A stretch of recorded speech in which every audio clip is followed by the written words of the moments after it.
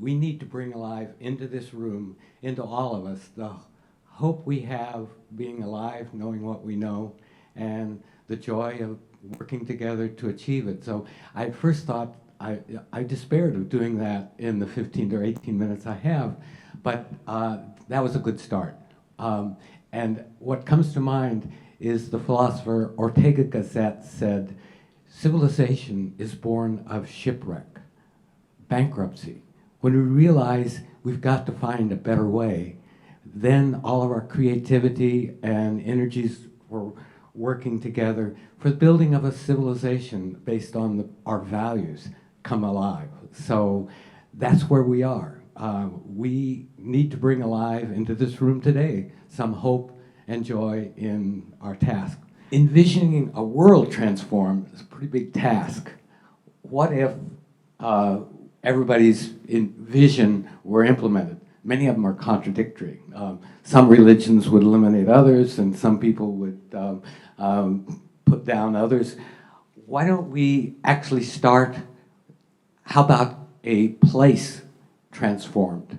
Let's envision a place that we can uphold our values. And how do we build that place? And if we do, is it scalable? I suspect it is.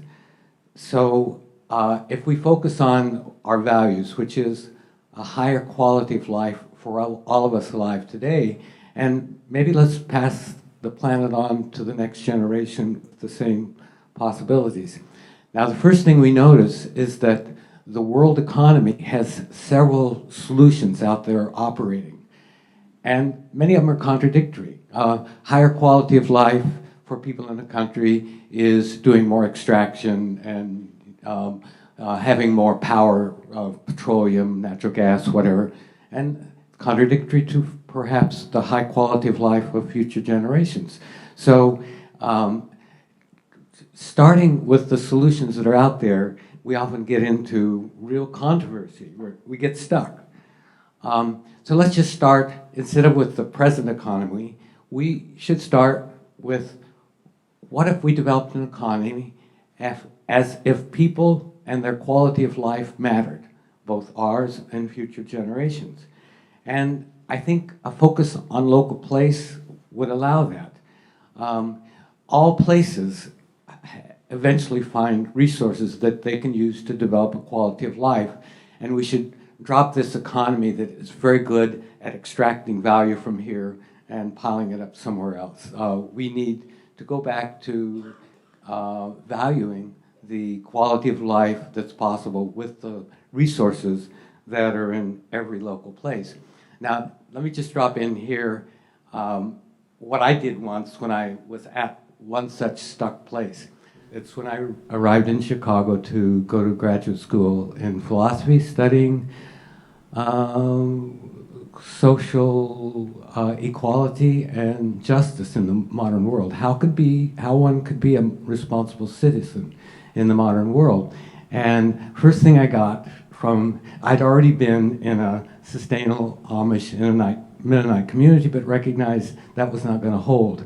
I actually then spent 3 years in a sustainable agricultural community in the Brazilian Amazon and realized that was not going to hold. So I came to learn at the University of Chicago, and at the orientation, it was described the boundaries.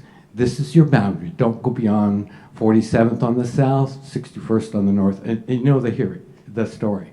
It's dangerous there. Your community is here. And my gosh, that was opposite of what I came to learn. All peoples that I'd known up until then have the value everybody at the table eats. And a institution like the University of Chicago, and most of our institutions, achieve that value, take pride in equality for everybody after building boundaries, fences, locks, and doors. Everybody at the table eats. That's another community, not yours. So I actually got off of this being stuck, thinking, my gosh, I came to the wrong place, by just spending some time in this place that was not our community, and immediately started calculating what could make this community on a parity with the University of Chicago community, where it was a real joy to have conversation and be open to each other's ideas, and many of the values Emmanuel expressed were functioning there. Across the border, not so much. So the first thing I was doing is digging in the soil and looking at the cost of repairing and rebuilding everything, both housing and vacant properties as well as social institutions. And the price comes to be astronomical. Even if we had the interest in rebuilding devastated communities, the cost was too much. So what you do is when you get stuck, you start playing. You massage the terms so that you can rearrange them, that you see some possibilities. Drop off old structures, build new ones. And Woodlawn, south of the Hyde Park community, was known for its deficits or its liabilities. Over 50% unemployment, over 50% vacancy. And by the way, the pictures are just so that you see a little green and a few smiling faces while we're doing this serious conversation. I'm not going to refer to any of them directly, but I think our work should always look for green things and smiling faces, and I think Emmanuel mentioned that as well. So the deficits were 50% unemployment, 50% vacant, and listing deficits, you'd think you can't build anything there. Well, what if we just flipped it around? People that had space where they could grow, had a lot of people who were open to training in a new field. Maybe this was a possibility. So I was in a PhD program, and one thing I've learned so far is you gotta intersperse action and thought. There's no valid thought that doesn't come from our direct experience that we know for ourselves that it's true. And there's no action that is valid that doesn't come from deep reflection and thought. So I thought, hey, I could write a PhD and get a book out of this if I just stayed on the intellectual side. But I thought it's best to get a little experience on the ground. So I actually devised a test for myself that could one take liabilities and turn them into assets? Or could one build a quality of life on what were regarded by the dominant economy as liabilities? So the one thing you noticed in Woodlawn at that time were liquor stores remained, and people remained, and vacant lots were there. And what you would see is outside a liquor store, 6 or 8 people drinking on the street and tossing their bottles into a vacant lot. Here we have people that need something to do, and there's something that needs to be done. So I actually borrowed a van, put 6 barrels inside, and arrived there unannounced and said, hey guys, I got an idea. Let's collect these bottles, put them in these barrels separate by color. I'll go sell them at the glass plant and come back and split the money with you. It worked. Within an hour, we had no bottles on the lot. They're all in the van. I went out and sold them. This was 1967, so the $2.75 that each of us got, $2.75 for me and $2.75 for each of them, was almost an hour's wage. So I split up the money, very pleased with myself, rushing to get back to the desk to note down the aspects of this experience, which I would then build into a plan for rejuvenating neglected communities. But one of the guys was wiser than I. He said, hey, I was turning away, walking back to the van to go back to my desk. And he said, hey man, where do we work tomorrow? And that's the other thing that has been withdrawn from that community, hope. Everybody that has an idea has an hour, or a day or a week or 10 years, but all hope is withdrawn. And that's the other aspect of a devastated community. Not only have all the jobs, all the good housing, hope has been withdrawn from the community, and you have to start there. So I sort of already, I think, raised my hands to say, no, you don't understand, I'm an academic, I'll give you a signed copy of my book when it happens. I said, I don't know, but I'll be back within 2 weeks. I mimeographed off of paper a map of the Woodlawn area with stops every 2 blocks so that the entire area would be covered by me stopping with a truck that had a scale and I had cash. They could pick up whatever was on the vacant lots to sell to the truck. And well, it was an immediate success. I soon hired the truck driver and the guy that did the weighing from the group that had been spending their life drinking on the streets. And so that was the beginning of a recycling project that we still operate today. It's our buyback program. So what do we have here? We have a material resource that is not contested. Nobody says, I own those bottles, they're mine. And nobody's saying, I need that man to work in my business. So we have a wasted or unrecognized value, both material and human. So you just find a way of, is there an ingenious way of connecting these two so that one supports the other, and it's a self-perpetuating thing, a program that pays for itself. Now that we got this little machine, you put the neglected resource with the unutilized human energy, what do you do next when you see you have some clean vacant lots? Humanity has always found a way of growing food on vacant lots, so, oops, not too rich. Oh, food waste, yard waste, can be composted to enrich the soil. So community gardens and urban farming were next. And let me just give you a little bit of the other things the Resource Center did, or does. With the little machine that you just take a neglected or overlooked resource with an overlooked population. Next thing that came to mind, we noticed that boys who had joined with their family in the gardens when they were 6 through 8 or so, now we're holding back. Gardening was a little too effeminate. They were watching their buddies that were working as lookouts for the gang, taking home $10 a day or something like that. They were withdrawing, and I remembered myself. At a certain age, I needed some power and speed. And gardening, very satisfying, but it's kind of, you patiently interact with nature and there are its pleasures, but it's not the $10 a day.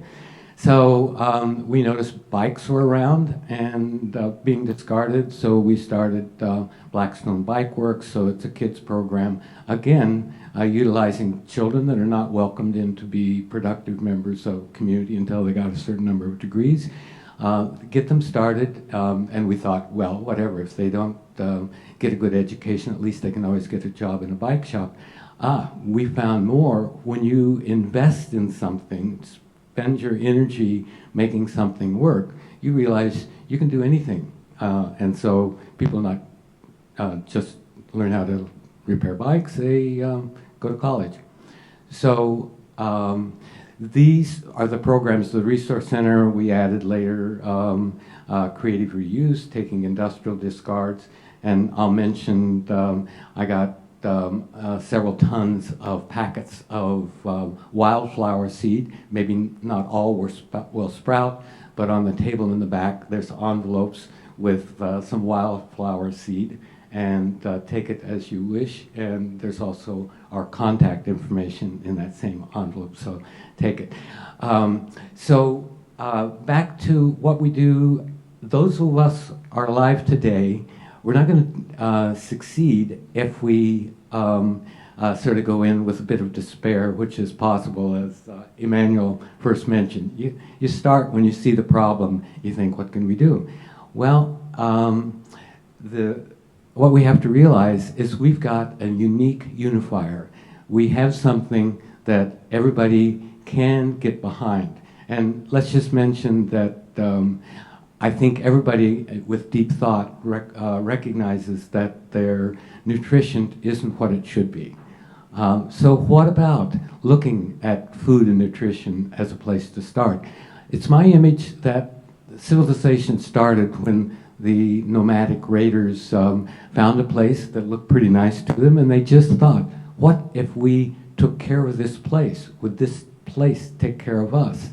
And I think civilization came from the settling, making the needs for survival in the agricultural way. In fact, many things you produce, you put all the energy into it to get it. Like if you're making a carving or whatever, you're the only agent.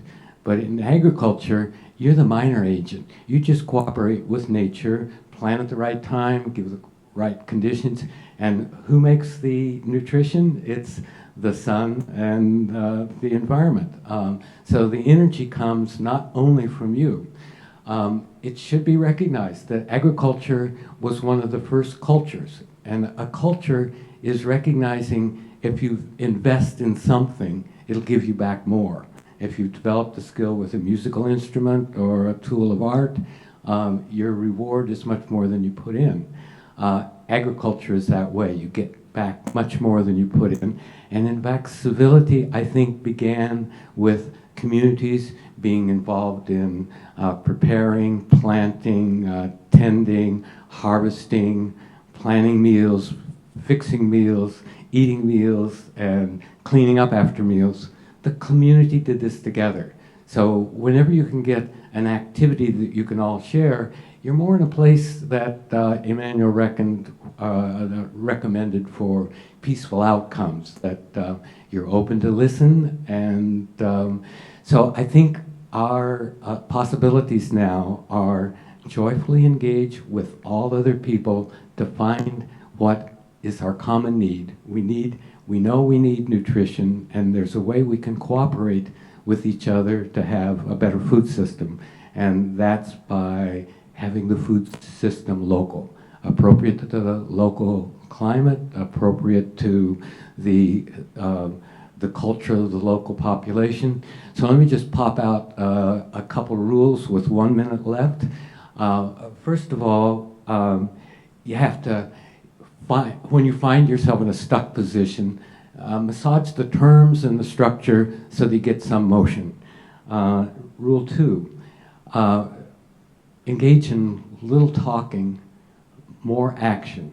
Listen more and act on what you hear. Avoid yourself as an agent, the problem or the population that you're working with as the subject. We're all subjects of this experiment to live sustainably on this planet. And in community empowerment, don't do it by bringing in power from elsewhere. Be transparent. If, in fact, you're able to connect the community with resources, it's not you that brought them in, it's that they were found there. And the number one thing, I think, is find your vital interest. And how do you find your vital interest? Find a field that you've engaged with action and reflection such that it seems like a possibility that you might spend your life doing. And then you have the question, will you succeed or won't you? Well, you found your vital interest. If the answer is yes, I'll do it, whether I know I'll succeed or not. We don't know we're going to succeed to provide a higher quality of life, but whether we do or not, that's how we'd like to be spending our time now. Thank you.